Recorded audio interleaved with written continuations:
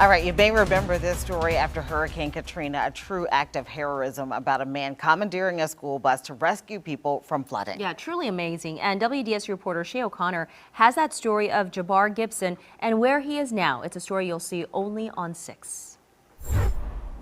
This call is from a federal prison. Hopefully I played a good role in impacting lives and saving people, but you know, I'm just glad I done it. I don't regret it. Jabbar Gibson reflecting on Hurricane Katrina from a federal prison in New Hampshire. I was actually in the project, in the Fisher project. They were saying they had a storm coming, but we didn't know how serious it was going to be. He says he was only 20 years old and could barely drive during Hurricane Katrina when he, his mom, and other family members rode out the storm from their housing development in Algiers. Gibson says he witnessed the devastatingly strong winds on the West Bank, but his family of about 11 made it through.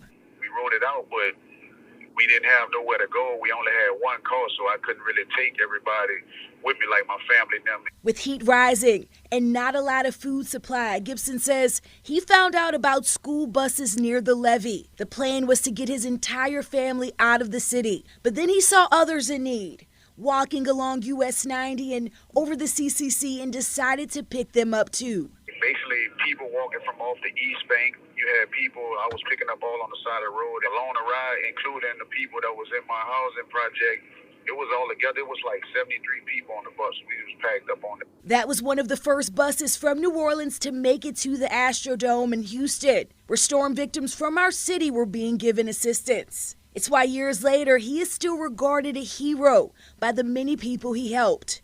And why every year during Katrina's anniversary, you might see these photos of Gibson popping up. Gibson is currently serving 15 years in federal prison on drug and gun charges. With about 8 years left, he declined to talk about his open case, but says every year around this time he is given hope, remembering the moment he did something that he will always be proud of. I just know that I'm part of New Orleans history forever, and I enjoyed it, and I appreciate all the people that say good things about me. Jabbar Gibson says he's also working on a film documenting his life story and his journey during the storm, while also working on his appeal.